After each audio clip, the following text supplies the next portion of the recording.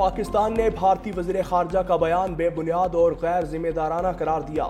तर्जुमान दफ्तर ख़ारजा के मुताबिक पाकिस्तान भारतीय बयान को मुकम्मल तौर पर मुस्तरद करता है। मई 2025 की झड़प ने हमारी अफवाज की पेशा वराना महारत साबित की। भारतीय प्रोपोगंडा हक़ाइक़ को मस्ख़ नहीं कर सकता। भारत का पाकिस्तान के इदारों को बदनाम करने का रवैया नाकाबिले कबूल करार। भारत की रियासती दहशतगर्दी और खित्ते को अदम इस्तेहकाम की तरफ धकेलने पर शदीद तशवीश। कहा, भारत हिंदू तवा के फाशिज्म पर पर्दा डालने के लिए झूठा प्रोपोगंडा कर रहा है। पाकिस्तान ने भारत को गुमराहकुन बयानबाजी तर्क करने का मशवरा दे दिया। ज़हनी मरीज है। इसके दौर में जब भारत ने हमला किया तो इसने पार्लियामेंट में खड़े होकर क्या कहा था, मैं क्या करूं, मैं हमला कर दूं। और जिन्होंने हमला करना होता उन्होंने हमला करके दिखाया। आज इसकी बहनें इंडियन मीडिया पे जाके पाक फौज के खिलाफ बात करती हैं तो इनको शर्म आनी चाहिए। ये चाहती है कि ये हमेशा इक़्तिदार में रहे और जब इनसे पूछा जाता है कि 190 मिलियन पाउंड की करप्शन क्यों की थी तो कहते हैं फौज बुरी है। बानी तहरीक इंसाफ ज़हनी मरीज हैं। वज़ीर इत्तलात अताउल्लाह तारड़ की कड़ी तनकीद। कहा, बानी ने 190 मिलियन पाउंड का डाका डाला। तहरीक इंसाफ ने खैबर पख्तूनख्वा को खंडर बना दिया। पीटीआई ने सूबे में एक भी मंसूबा शुरू नहीं किया। के खिलाफ बात करते शर्म आनी चाहिए। अडयाला जेल के बाहर किसी को तमाशा लगाने की इजाजत नहीं देंगे। वज़ीर आला KP सुहेल आफरीदी भी आए तो पहले ही नाके से वापस भेज दिया जाएगा। बानी पीटीआई की बहनों की गिरफ्तारी भी खारिज अज़ इम्कान नहीं। माफी मांगे तो पार्लियामेंट में बात हो सकती है।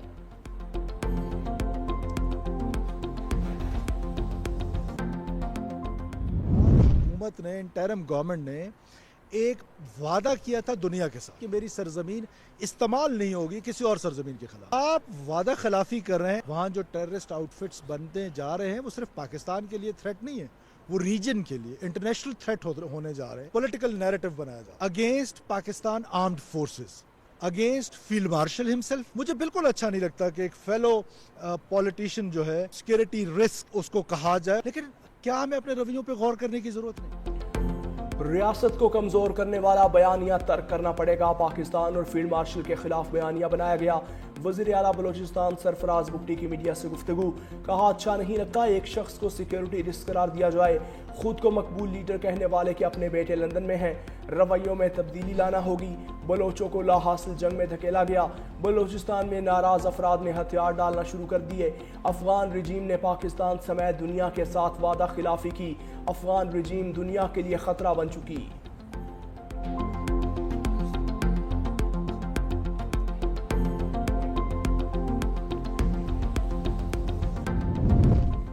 MQM का इदारों बारे मनफी प्रोपेगेंडा करने वालों के खिलाफ कार्रवाई का मुतालबा। खालिद मकबूल सिद्दीकी कहते हैं कि PTI मुल्की इदारों और अफवाज पाकिस्तान के खिलाफ प्रोपेगेंडा कर रही है। मुल्क के खिलाफ साजिश को बेनकाब करना क़यादत की जिम्मेदारी है। पाकिस्तान किसी सियासी अदम इस्तेहकाम का मुतहम्मिल नहीं हो सकता। एक दहाई से मुल्क में सियासी बहरान है। पाकिस्तान नाजुक दोराहे पर खड़ा है। मुस्तफा कमाल ने कहा कि फौज किसी एक पार्टी की नहीं, पूरे मुल्क की है। ये फौज हमारी है और सरबराह पर फख्र है। फारूक सत्तार ने कहा कि PTI की बयानबाजी मुल्क की सलामती को खतरे में डाल रही है। फौज दुश्मनी उनकी सियासत का महवर है।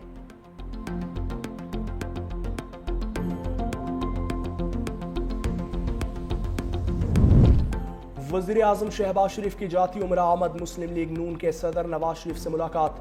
वज़ीर आला पंजाब मरियम नवाज भी शरीक। मुलाकात में मुल्क की सियासी सूरत हाल पर तबादला ख्याल। वज़ीर आज़म की आबाई कब्रिस्तान में वालिदैन और भाई की कब्रों पर भी हाजिरी।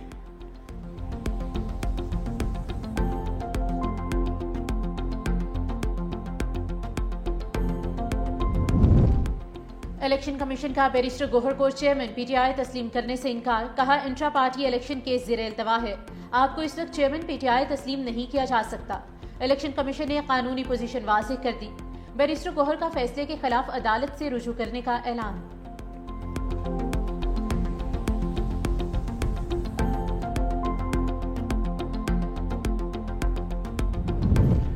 शहजाद अकबर और आदिल राजा की हवालगी। वज़ीर दाखिला मोहसिन नकवी लंदन में मौजूद। बरतानवी हुकाम से मुलाकातें मुतवक्के। वज़ीर दाखिला पहले ही शवाहिद बरतानवी हाई कमिश्नर को शवाहिद दे चुके।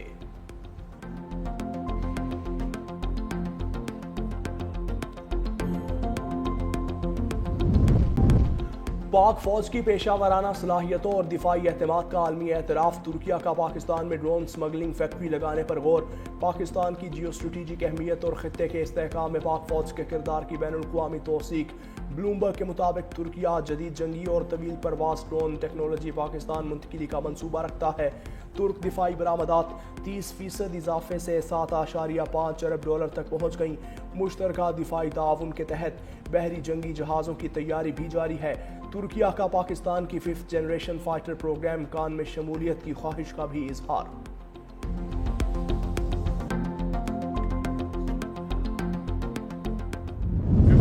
बिलियन रुपीस हुकूमत सिंध खर्च कर रही है सिर्फ इस इलाके के किसानों को देने के लिए, इस पूरे सिंध भर के किसानों को देने के लिए, ताकि वो गंदम की काश्तकारी लगाए, ताकि हमें गंदम के मामले में हम खुद कफील रहें। पाकिस्तान पीपुल्स पार्टी की लीडरशिप के अहकामात पर हुकूमत सिंध के तमाम वजीर सिंध भर में आपको नजर आ रहे हैं और आएंगे कि हर जिले में जाएंगे और आपके वो मसाइल जिसको हल होना चाहिए वो हल करेंगे। हारी कार्ड के जरिए किसानों को 56 अरब रुपए दिए। सीनियर वजीर सिंध शर्जील इनाम मेमन की चंडोला यार में खुली कचहरी से खिताब। कहा सैलाब मुतासरीन को 21 लाख घर बनाकर दे रहे हैं। परफॉर्मेंस में हमारा किसी सूबे या शहर से मुकाबला नहीं। चंडोला यार से हैदराबाद तक पीपल्स बस सर्विस शुरू करेंगे। मनीषात फरोशों को नहीं छोड़ेंगे। खुली कचहरी में शहरियों के लिए मसाइल फौरी हल करने की हिदायत। शहरियों ने बुनियादी सहूलियात और दीगर शिकायत पेश की। शर्जील इनाम मेमन ने यकीन दिलाया कि हर मसले का मुनासिब और जल्द अज जल्द हल निकाला जाएगा।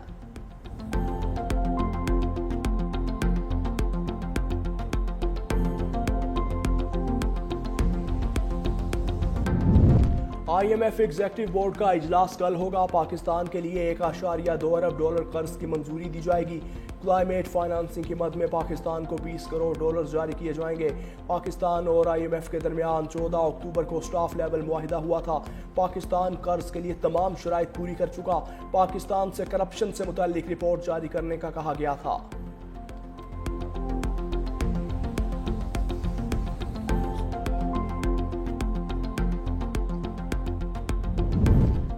पाकिस्तान और मिस्र की इक्तिसादी शराकतदारी में अहम पेशरफ्त। दोनों ममालिक का मुश्तरका मुआशी लाहे अमल पर इत्तेफाक। SIFC की मावनत से तिजारत, सरमाकारी और शोबजाती ताउन के लिए नए दौर का आगाज। D8 वजारती इजलास के दौरान वफाकी वजीर तिजारत जाम कमाल खान और मिस्र के वजीर सरमाकारी हसन अल खतीब की अहम मुलाकात में टेक्सटाइल, ज़राअत, फार्मा समेत मुतादिद शोबों में शराकतदारी बढ़ाने पर जोर। बंदरगाहों तक बाहमी रसाई, वीज़ा सहूलियात में आसानी और डिजिटल जदीदकारी के जरिए इक्तिसादी ताउन मजीद मजबूत बनाने पर इत्तेफाक हुआ। जबकि तरजीही शोबों के लिए मुश्तरका वर्किंग ग्रुप तश्कील देने और पेशरफ के बाकायदा जायजे का फैसला हुआ।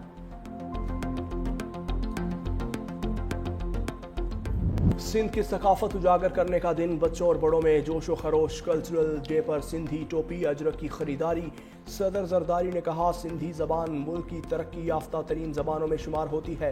सिंध की सकाफत बर्दाश्त, अमन और कौमी यकजहती की अलामत है। Chairman People's Party Bilawal Bhutto ने कहा सिंध की सकाफत दुनिया की कदीम तरीन और मजबूत तहजीबों में से एक की वारिस है। सिंध की अजरक टोपी शायरी और मौसीकी सिर्फ अलामतें नहीं बल्कि इंडस सिविलाइजेशन की जिंदा धड़कन है। चाहते हैं सकाफती वक़ार और कौमी तरक्की साथ साथ आगे बढ़ते रहें। वज़ीर आला सिंध सैयद मुराद अली शाह का यौम सकाफत पर खुसूसी पैगाम। कहा सिंध का सकाफती दिन सिर्फ त्यौहार नहीं बल्कि अपनी पहचान और फ़ख्र की तजदीद है। वज़ीर बल्दियात नासिर हुसैन शाह की दुनिया भर के सिंधियों को यौम सकाफत की मुबारकबाद।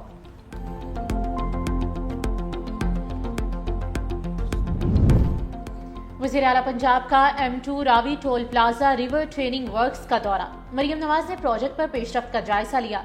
वज़ीर आला पंजाब मरियम नवाज शरीफ की रावी सिटी में तरक्याती काम तेज करने की हिदायत।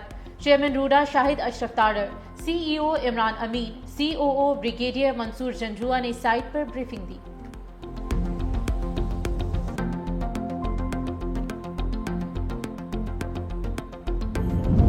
दो 2018 में फितना फैलाने वाले मुल्क पर मुसल्लत हुए मुस्लिम लीग के कारकुनान की तजलील की गई। सीनियर वजीर पंजाब मरियम औरंगजेब का कोटली सतिया में खिताब।